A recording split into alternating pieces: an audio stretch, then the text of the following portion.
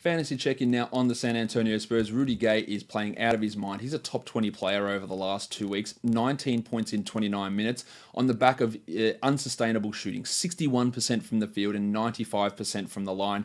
You can absolutely execute sell-high trades. I saw someone execute a massive sell-high trade on Gay the other day. I think they traded Rudy Gay for Donovan Mitchell, which of course is a huge steal for the Mitchell side.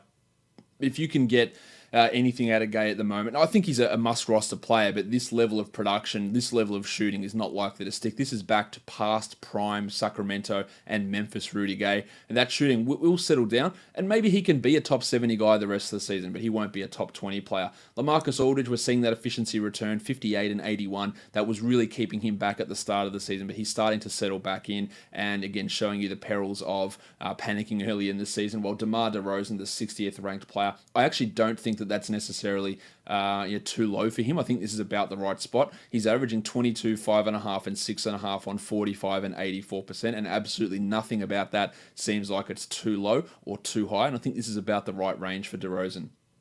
Outside of that, there's not many other guys who really come into standard league consideration.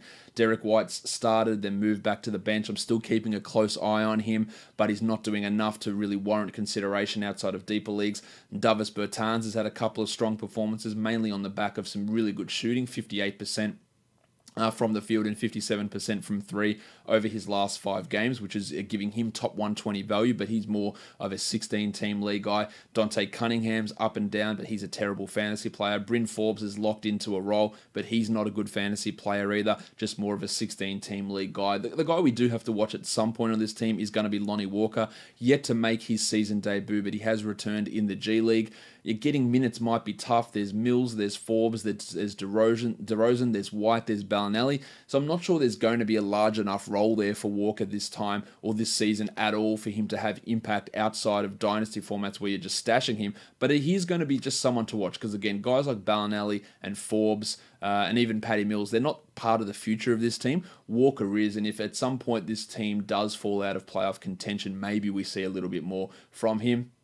The other guy who's stepping up at the moment is Jakob Poeltl. He's really a blocks and field goal percentage stream guy, over a block and 61% in the last 7 games, playing 20 minutes a night. That can be useful at the back end of 12-team leagues, but he's realistically more of a 14-team league guy, at least until Pau Gasol returns.